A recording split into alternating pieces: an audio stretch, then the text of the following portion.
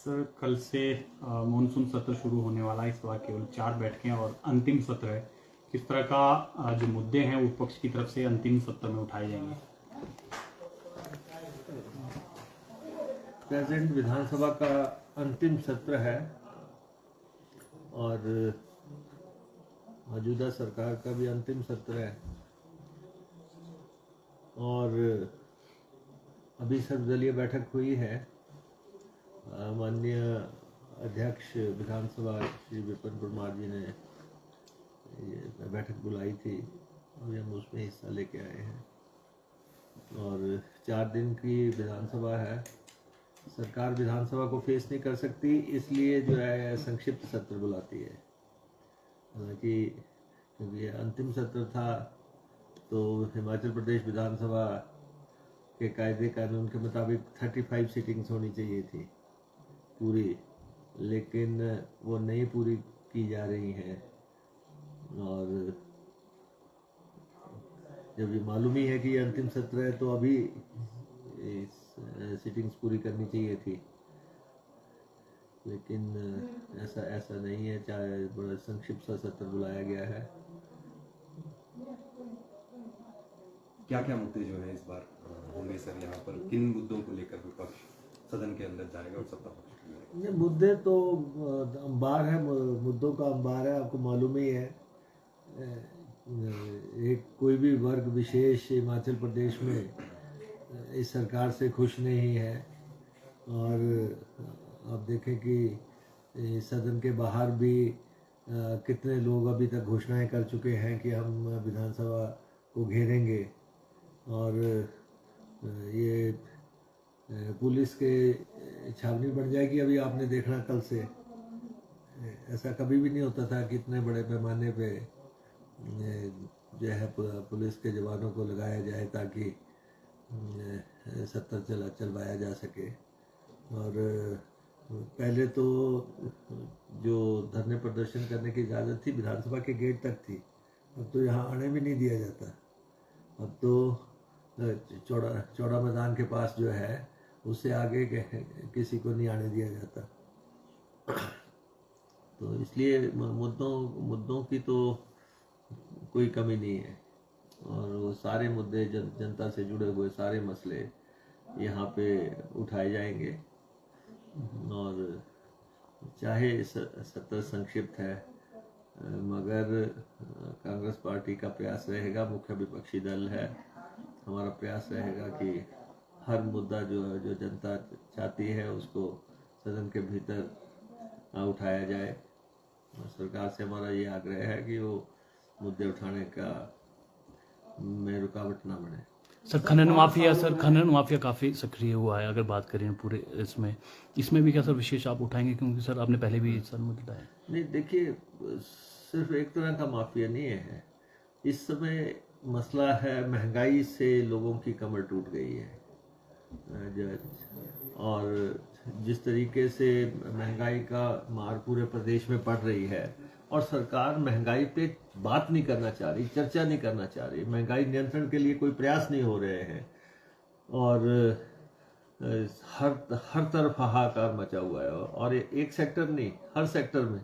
और बाकी रही सही चीज़ों पे भी जीएसटी लगा दिया गया है।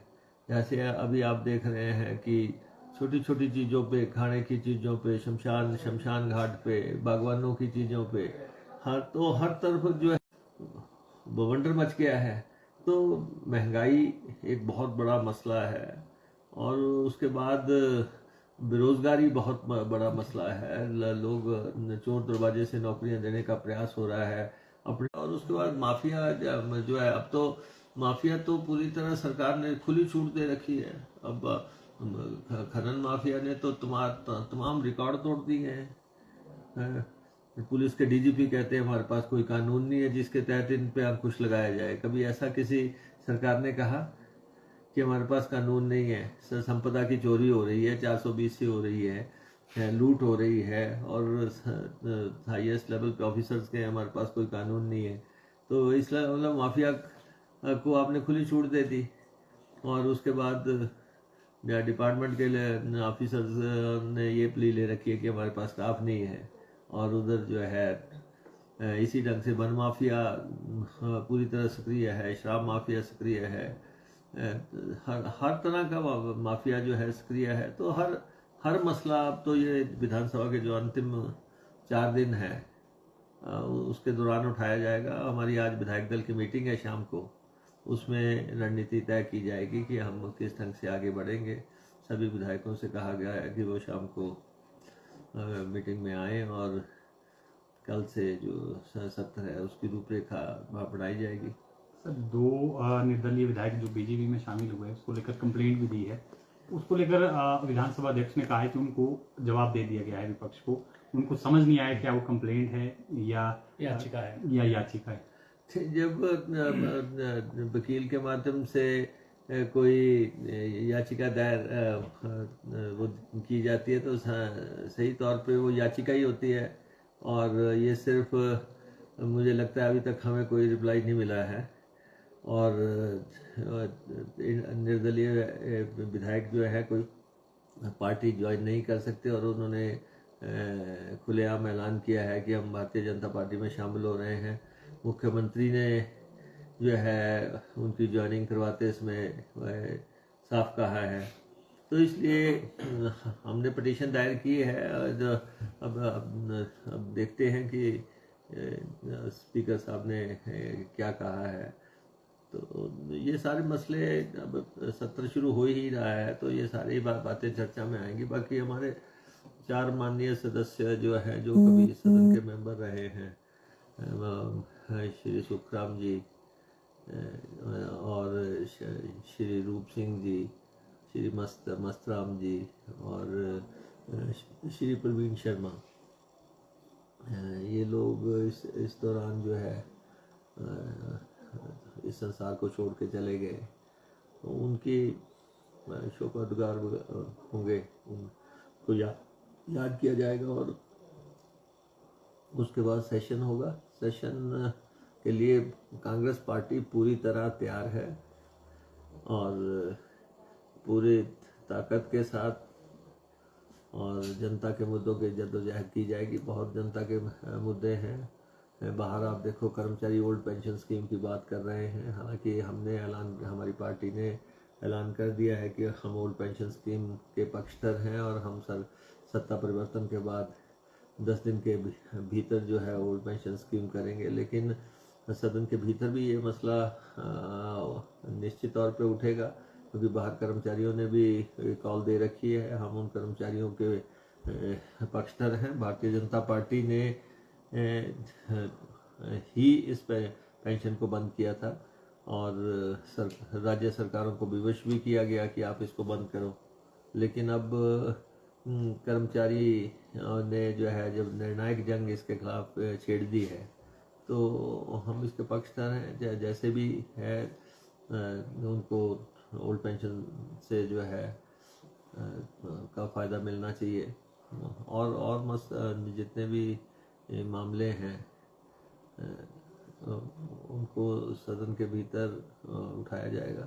सर पिछले 5 साल में एक भी साल ऐसा नहीं गुजरा है जबकि जो बैठकें हैं वो पूरी हुई है, क्योंकि इस बार तो अभी 19 बैठकें ही होनी अगर ये 4 दिन भी होते हैं। तो क्या लगता है कि सरकार भाग रही है चर्चा से या कोई और? हमने शुरुआत में ही कहा कि सरकार सत्र को फेस नहीं कर सकती। सरकार जो है संक्षिप्त सत्र बुला रही है, चाहे बजट का सेशन हो, चाहे जो है मानसून सत्र हो, चाहे तीसरा सत्र हो, कोई भी सत्र आए, सरकार जो है संक्षिप्त करने का प्रयास कर रही है। सरकार सत्र को फेस नहीं कर सकती, इसलिए जो है संक्षिप्त कर रही है। और 35 डेज का एक मैंडेट है, उसकी एक सेंटिटी रही है और सब सरकारों ने उसका पालन किया है। लेकिन मौजूदा सरकार लगातार जो है सत्र से भागती रही है और उसकी वजह ये भी है कि मुद्दे बेशुमार हो गए हैं। हर वर्ग के मुद्दे हैं, कर्मचारियों के अलग मुद्दे हैं, बागवानों के अलग मुद्दे हैं, किसानों के अलग मुद्दे हैं, महंगाई, बेरोजगारी, हर तरफ से जो है माफिया, हर तरफ इतने मुद्दे खड़े हो गए हैं कि सरकार जो है अपना पीछा छुड़ाना चाहती है और इन्होंने विधानसभा को औपचारिक बनाने की कोशिश की है। सर कर्णमूलक वाले भी सर पिछले 1 साल से बैठे हैं, रेंज शेटर पे बैठे हैं, क्या सर वो वाला मुद्दा भी आ गया? क्योंकि उनको भी काफी टाइम हो गया सर, 1 साल से भी ऊपर हो गया सर उनको रेंज शेटर में। चाहे आउटसोर्स कर्मचारी हैं, हमने कहा है कि आउटसोर्स कर्मचारियों का बहुत बड़े पैमाने पे शोषण हो रहा है और उनकी नीति की बात है और उसमें से बिचौलियों को बाहर निकालने की बात है कि जो लोग ठेकेदार बना दिए गए हैं, पैसा सरकारी कोष से जाता है, बीच में ठेकेदार बड़े आराम से 2-3-4 हज़ार रुपये खा रहा है, तो और उन तक पूरा पैसा नहीं पहुंचता है। चाहे कर्णमूलक है जिनके पेरेंट्स की डेथ हो गई अपने नौकरी के दौरान, उनको किस ढंग से नौकरी दी जानी है। 1-1 साल से लोग बैठे हुए हैं, संवेदनहीन सरकार है कि जो है बिल्कुल नज़रअंदाज कर रही है। तो ये जितने भी मसले हैं सारे बारी बारी आएंगे। जिस तरह से कल 5 ऐलान किए हैं कांग्रेस ने, उसको लेकर मुख्यमंत्री ने कहा है कि चुनाव नजदीक है इसलिए इस तरह के ऐलान कर रहे हैं। और आज से पहले जब सरकार थी तब पेंशन का प्रावधान क्यों नहीं किया गया 18 से 60 तक, और जो बिजली 300 यूनिट मुफ्त देने की बात कही है। तो जब बीजेपी ने किया तो कांग्रेस कह रही थी कि भाई मुफ्त खोरी की आदत डाल रहे हैं और अब खुद मुफ्त कर रहे हैं। इस तरह बीजेपी ने भी उस समय किया 125 यूनिट, जब हमने कहा कि हमारी सरकार आएगी हम बिजली के बारे में और सीमेंट के बारे में निर्णायक फैसले लेंगे। ये जब हमने ऐलान किया उसके बाद मुख्यमंत्री ने जो है ऐलान किया था। और हमारा ये मानना है ये ऊर्जा राज्य है, हिमाचल के प्रदेश के लोगों को उसका फ़ायदा मिलना चाहिए। बाहर के लोगों को सस्ती बिजली मिल रही है, इसलिए 300 यूनिट तक बिजली का कांग्रेस पार्टी ने बात कही है। चलो ये तो घोषणा पत्र की बातें हैं, या दूसरी पेंशन की भी जो बात है। यहाँ तक बात कर रहे हैं कि रिसोर्सेज कहाँ से आएंगे, ये तो जब ये सत्ता से बाहर जाएंगे तब हम बताएंगे कि रिसोर्सेज कहाँ से आएंगे और इन वादों को कैसा पूर्ति करना है। जो पार्टी वादे कर रही है और जिस पार्टी को सत्ता में आना है, ये काम तो उसका है जिसने बड़े पैमाने पे फजूल खर्ची जयराम सरकार ने की है, किसी और सरकार ने नहीं की है। इन्होंने जो पड़ोसी राज्यों से अपने हक हासिल करने के लिए कोई प्रयास नहीं किया है। इन्होंने प्रदेश में संसाधन अर्जित करने के लिए, पैदा करने के लिए कोई कदम नहीं उठाए हैं। इन्होंने ठेके जो है 4 साल से नीलाम नहीं किए हैं। इनमें इनके टाइम में माफिया इतना हावी हो गया कि रॉयल्टी जो प्रदेश को मिलनी थी विभिन्न जगहों से, वो जो है सारी गौण हो गई। तो इसलिए स्ट्रिक्ट डिसिप्लिन्स आएंगे अगली सरकार में और ये सारे वादे जो किए जा रहे हैं वो पूर्ति की जाएगी।